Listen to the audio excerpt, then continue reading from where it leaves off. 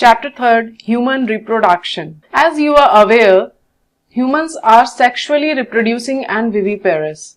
The reproductive events in humans include formation of gametes, gametogenesis, that is, sperms in males and ovum in females, transfer of sperms into the female genital tract, that is, insemination, and fusion of male and female gametes, that is, fertilization, leading to formation of zygote.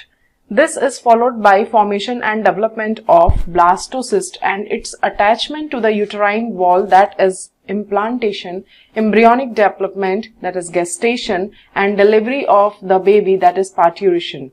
You have learned that these reproductive events occur after puberty. There are remarkable differences between the reproductive events in the male and in the female. For example, sperm formation continues even in old men, but formation of the ovum ceases in women around the age of 50 years. Let us examine the male and female reproductive system in humans. 3.1. The male reproductive system. The male reproductive system is located in the pelvis region. It includes a pair of testes along with the accessory ducts, glands, and the external genitalia. The testes are situated outside the abdominal cavity within a pouch called scrotum. The scrotum helps in maintaining the low temperature of the testis, that is 2 to 2.5 degrees Celsius lower than the normal internal body temperature, necessary for spermatogenesis. In adults, each testis is oval in shape with a length of about 4 to 5 cm and a width of about 2 to 3 cm. The testis is covered by a dense covering. Each testis has about 250 compartments called testicular lobules. Each lobule contains 1 to 3 highly coiled seminiferous tubules in which sperms are produced. Each seminiferous tubule is lined on its inside by two types of cells called male germ cells, that is spermatogonia, and Sertoli cells. The male germ cells undergo meiotic division, finally leading to sperm formation, while Sertoli cells provide nutrition to the germ cells. The regions outside the seminiferous tubules, called interstitial spaces, contain small blood vessels and interstitial cells or Leydig cells. Leydig cells synthesize and secrete testicular hormones called androgens. Other immunologically competent cells are also present. Diagrammatic view of male reproductive system. Part of testis is open to show inner details. The diagram is in the book. The male sex accessory ducts include retitestis, vasa efferentia, epididymis, and vas deferens. The seminiferous tubules of the testis open into the vasa efferentia through retitestis. The vasa efferentia leave the testis and open into epididymis located along the posterior surface of each testis. The epididymis leads to vas deferens that ascends to the abdomen and loops over the urinary bladder. It receives a duct from seminal vesicle and opens into urethra as the ejaculatory duct. These ducts store and transport the sperms from the testis to the outside through urethra. The urethra originates from the urinary bladder and extends through the penis to its external opening called urethral meatus. Diagrammatic sectional view of seminiferous tubule. The penis is the male external genitalia. It is made up of a special tissue that helps in erection of the penis to facilitate insemination. The enlarged end of penis, called glans penis, is covered by a loose fold of skin called foreskin. The male accessory glands include paired seminal vesicles, a prostate, and a paired bulbourethral glands. Secretions of these glands constitute the seminal plasma, which is rich in fructose, calcium, and certain enzymes. The secretions of bulbourethral glands also helps in the lubrication of the penis. 3.2. The female reproductive system. The female reproductive system consists of a pair of ovaries along with a pair of oviducts, uterus, cervix, vagina, and the external genitalia located in pelvic region. These parts of the system along with a pair of the mammary gland are integrated structurally and functionally to support the process of ovulation, fertilization, pregnancy, birth, and child care.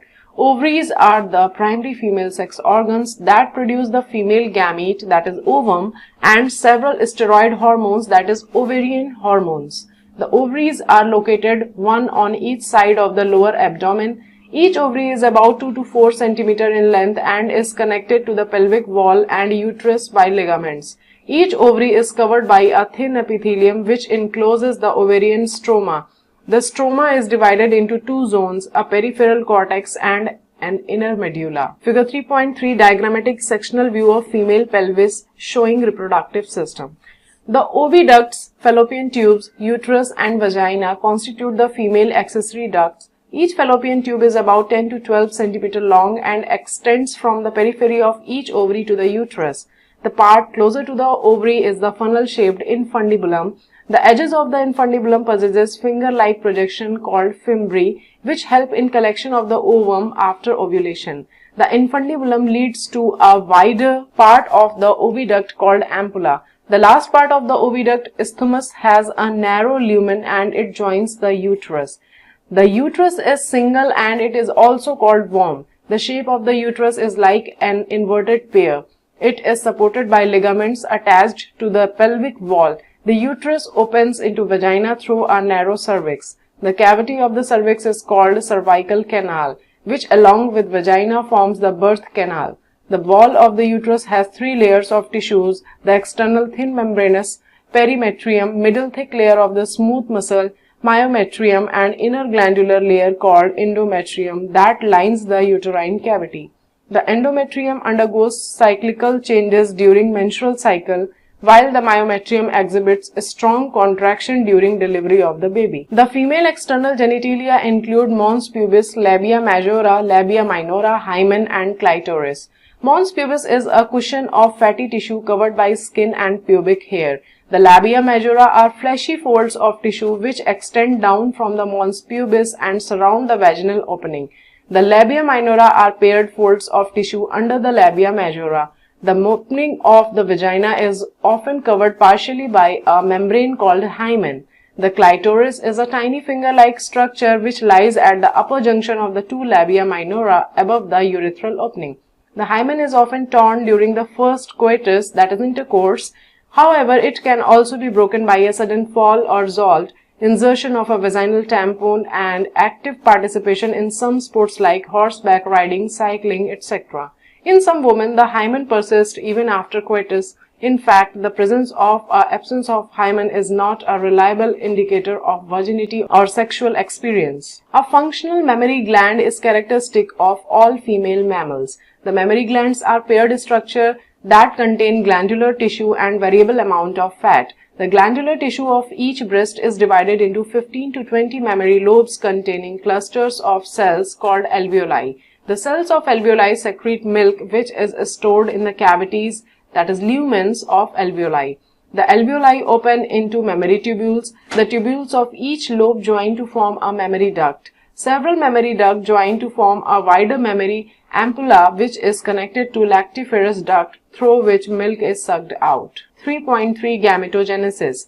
The primary sex organ, the testis in the males and the ovaries in the females, produce gametes, that is sperms and ovum, respectively by the process called gametogenesis. In testis, the immature male germ cells, that is spermatogonia, produce sperms by spermatogenesis that begins at puberty.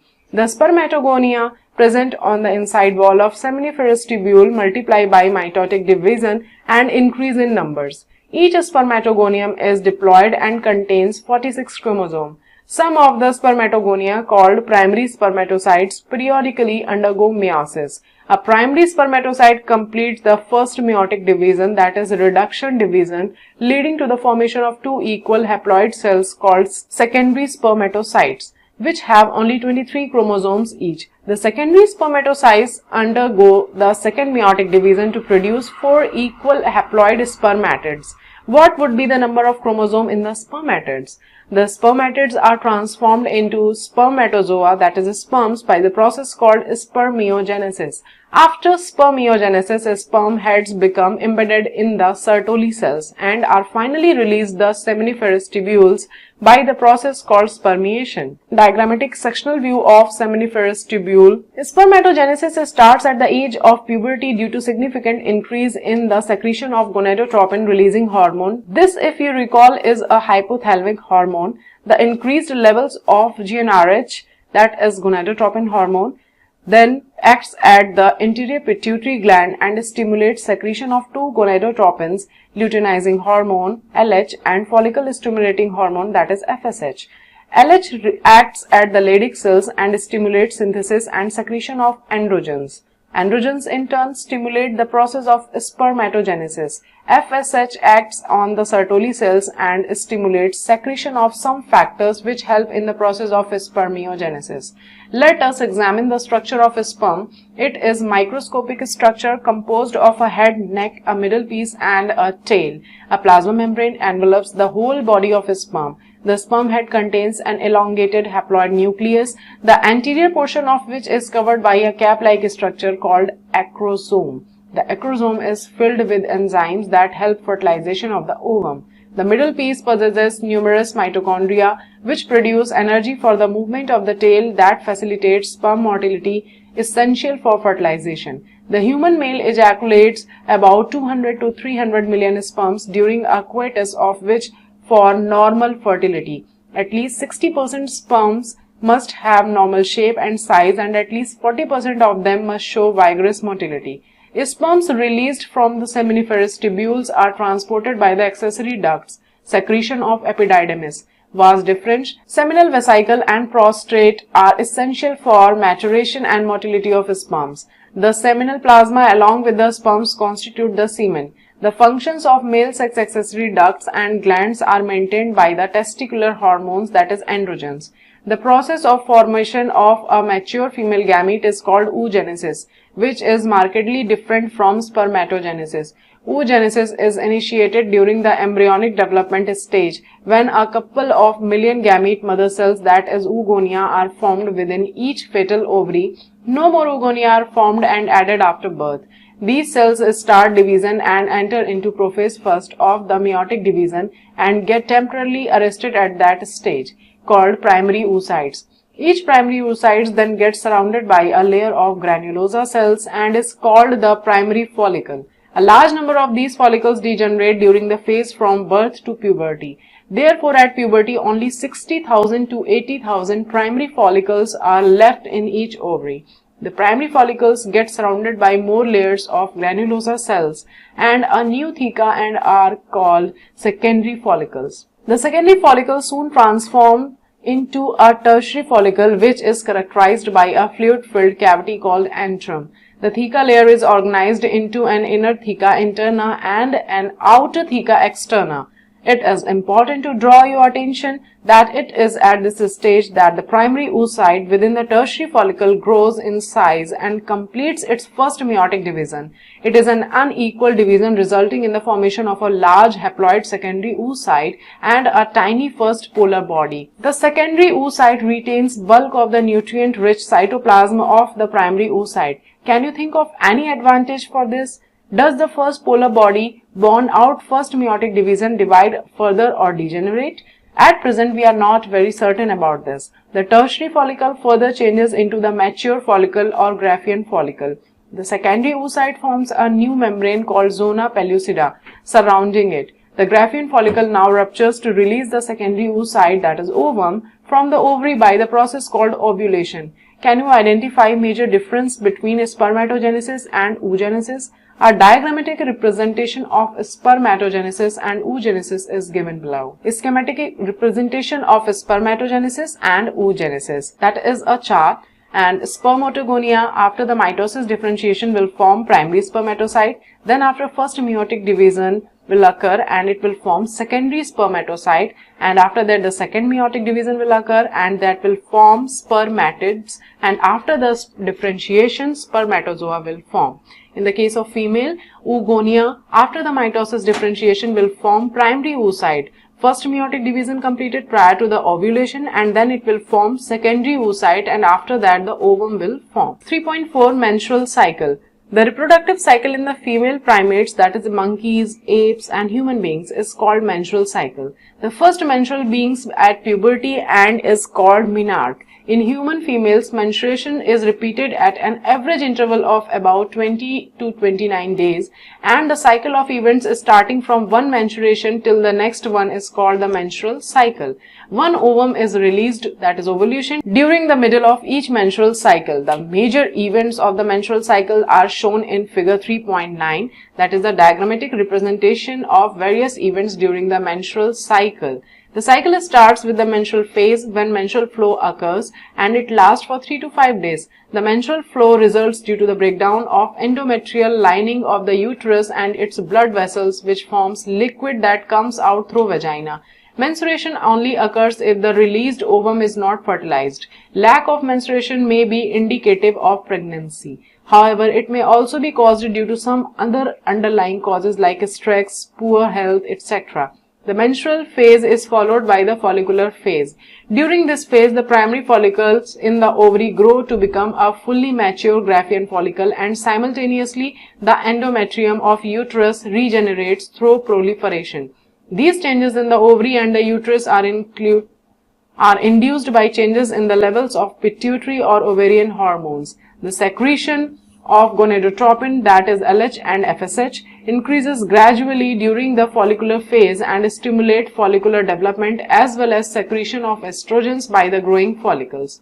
Both LH and FSH attain a peak level in the middle of cycle, that is about 14th day. Rapid secretion of LH leading to its maximum level during the mid-cycle called LH surge induces rupture of Graafian follicle and thereby the release of ovum, that is ovulation. The ovulatory phase is followed by the luteal phase, during which the remaining parts of the Graafian follicle transform as the corpus luteum. The corpus luteum secretes large amount of progesterones, which is essential for maintenance of the endometrium. Such an endometrium is necessary for implantation of the fertilized ovum and other events of pregnancy. During pregnancy, all events of the menstrual cycle stop and there is no menstruation. In the absence of fertilization, the corpus luteum degenerates. This causes disintegration of the endometrium, leading to menstruation. Marking a new cycle, in human beings, menstrual cycle ceases around 50 years of age. That is termed as menopause. Cyclic menstruation is an indicator of normal reproductive phase and extends between menarche and menopause. 3.5 Fertilization and implantation. During copulation, semen is released by the penis into the vagina, that is insemination. The motile sperms swim rapidly, pass through the cervix, enter into the uterus and finally reach the ampullary region of the fallopian tube. The ovum released by the ovary is called transported to the ampullary region where fertilization takes place. Fertilization can only occur if the ovum and sperms are transported simultaneously to the ampullary region. This is the reason why not all copulation lead to fertilization and pregnancy. The process of fusion of sperm with an ovum is called fertilization. During fertilization, a sperm comes in contact with the zona pellucida layer of the ovum and induces changes in the membrane that block the entry of additional sperms. Thus, it ensures that only one sperm can fertilize an ovum. The secretions of the acrosome help the sperm enter into the cytoplasm of the ovum through the zona pellucida and the plasma membrane. This includes the completion of the meiotic division of the secondary oocyte. The secondary meiotic division is also unequal and results in the formation of a second polar body and a haploid ovum, that is ooted. Soon the haploid nucleus of the sperms and that of the ovum fuse together to form a diploid zygote. How many chromosomes will be there in the zygote? One has to remember that the sex of the baby has been decided at the stage itself. Let us see how. As you know, the chromosome pattern in the human female is XX and that in the male is XY. Therefore, all the haploid gametes, ova, produced by the female have the sex chromosome X, whereas in the male gametes, sperms, the sex chromosome could be either X or Y. Hence, 50% of sperms carry the X chromosome while the other 50% carry the Y. After fusion of the male and female gametes, the zygote would carry either XX or XY, depending on whether the sperm carrying X or Y fertilized the ovum. The zygote carrying XX would develop into a female baby and XY would form a male. You will learn more about the chromosomal patterns in chapter 5. That is why, scientifically, it is correct to say that the sex of the baby is determined by the father. not by the mother. The mitotic division starts as the zygote moves through the isthmus of the oviduct called cleavage towards the uterus and forms 2, 4, 8, 16 daughter cells called blastomeres.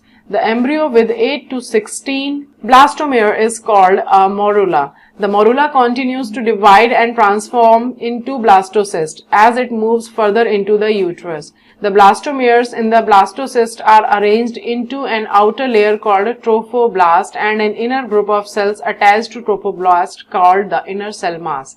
The trophoblast layer then gets attached to the endometrium and the inner cell mass gets differentiated as the embryo. After attachment, the uterine cells divides rapidly and covers the blastocyst. As a result, the blastocyst become embedded in the endometrium of the uterus. This is called implantation and leads to pregnancy. 3.6 Pregnancy and embryonic development. After implantation, finger-like projections appear on the trophoblast called chorionic villi, which are surrounded by the uterine tissue and maternal blood. The chorionic villi and uterine tissue become interdigitated with each other and jointly form a structural and functional unit between developing embryo, fetus, and maternal body called placenta. The placenta facilitate the supply of oxygen and nutrients to the embryo and also removal of carbon dioxide and excretory waste materials produced by the embryo. The placenta is connected to the embryo through an umbilical cord which helps in the transport of substances to and from the embryo. Placenta also acts as an endocrine tissue and produces several hormones like human chorionic gonadotropin HCG, human placental lactogen HPL, estrogen, progestogens, etc. In the later phase of pregnancy, a hormone called relaxin is also secreted by the ovary. Let us remember the HCG, HPL and relaxin are produced in women only during pregnancy. In addition, during pregnancy, the levels of other hormones like estrogens, progestogens, cortisols, prolactin, thyroxine, etc. are increased several folds in the maternal blood.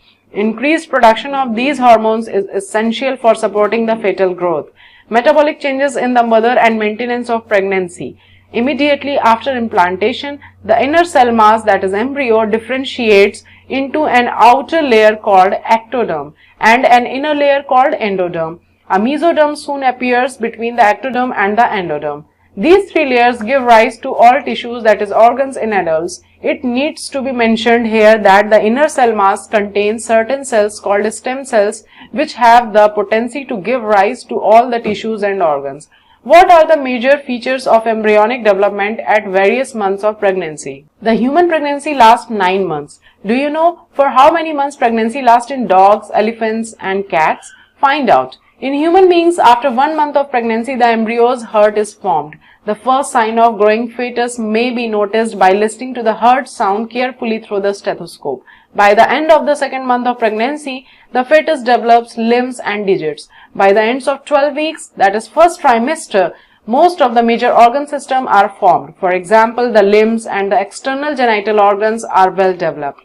The first movements of the fetus and appearance of hair on the head are usually observed during the 5th month. By the end of about 24 weeks, end of second trimester, the body is covered with fine hair, eyelids separate, and eyelashes are formed. By the end of 9 months of pregnancy, the fetus is fully developed and is ready for delivery. 3.7 Parturition and lactation. The average duration of human pregnancy is about 9 months, which is called the gestation period. Vigorous contraction of the uterus at the end of pregnancy causes expulsion or delivery of the fetus. The process of delivery of the fetus, childbirth, is called parturition. Parturition is induced by a complex neuroendocrine mechanism. The signals for parturition originate from the fully developed fetus and the placenta, which induce mild uterine contraction called fetal ejection reflex. This triggers release of oxytocin from the maternal pituitary. Oxytocin acts on the uterine muscle and causes a stronger uterine contractions, which in turn stimulates further secretion of oxytocin. The stimulatory reflex between the uterine contraction and oxytocin secretion continues, resulting in stronger and stronger contractions. This leads to expulsion of the baby out of the uterus through the birth canal, parturition. Soon after the infant is delivered, the placenta is also expelled out of the uterus. What do you think the doctors inject to induce delivery? The mammary glands of the female undergo differentiation during pregnancy and starts producing milk towards the end of pregnancy by the process called lactation. This helps the mother in feeding the newborn. The milk produced during the initial few days of lactation is called colostrum, which contains several antibodies absolutely essential to develop resistance for the newborn babies. Breastfeeding during the initial period of infant growth is recommended by the doctor for bringing up a healthy baby. Summary: humans are sexually reproducing and viviparous. The male reproductive system is composed of pair of testes, the male's accessory ducts and the accessory glands and external genitalia. Each testis has about 250 compartments called testicular lobules, and each lobule contains 1 to 3 highly coiled seminiferous tubules. Each seminiferous tubule is lined inside by spermatogonia and Sertoli cells. The spermatogonia undergo meiotic division leading to sperm formation, while Sertoli cells provide nutrition to the dividing germ cells. The Leydig cells outside the seminiferous tubules synthesize and secrete testicular hormones called androgens. The male external genitalia is called penis. The female reproductive system consists of a pair of ovaries, a pair of oviducts, a uterus, a vagina, external genitalia, and a pair of mammary glands. The ovaries produce the female gamete, that is ovum, and some steroid hormones, ovarian hormones. Ovarian follicle in different stages of development are embedded in the stroma. The oviducts, uterus, and vagina are female accessory ducts. The uterus has 3 layers, namely perimetrium, myometrium, and endometrium. The female external genitalia includes mons pubis, labia majora, labia minora, hymen, and clitoris. The mammary glands are one of the female secondary sexual characteristics. Spermatogenesis results in the formation of sperms that are transported by the male sex accessory ducts. A normal human sperm is composed of a head, neck, a middle piece, and a tail. The process of formation of mature female gametes is called oogenesis. The reproductive cycle of female primates is called menstrual cycle. Menstrual cycle starts only after attaining sexual maturation, that is puberty. During ovulation, only one ovum is released per menstrual cycle. The cyclical changes in the ovary and the uterus during menstrual cycle are induced by changes in the levels of pituitary and ovarian hormones. After coitus, sperms are transported to the junction of the isthmus and ampulla, where the sperm fertilizes the ovum, leading to formation of a diploid zygote. The presence of X or Y chromosome in the sperm determines the sex of the embryo. The zygote undergoes repeated meiotic division. The zygote undergoes repeated mitotic division to form a blastocyst, which is implanted in the uterus, resulting in pregnancy. After 9 months of pregnancy, the fully developed fetus is ready for delivery. The process of childbirth is called parturition, which is induced by complex neuroendocrine mechanism involving cortisol, estrogens, and oxytocin. Mammary glands differentiate during pregnancy and secrete milk after childbirth. The newborn baby is fed milk by the mother, lactation during the initial few months of growth. Chapter complete. Thank you.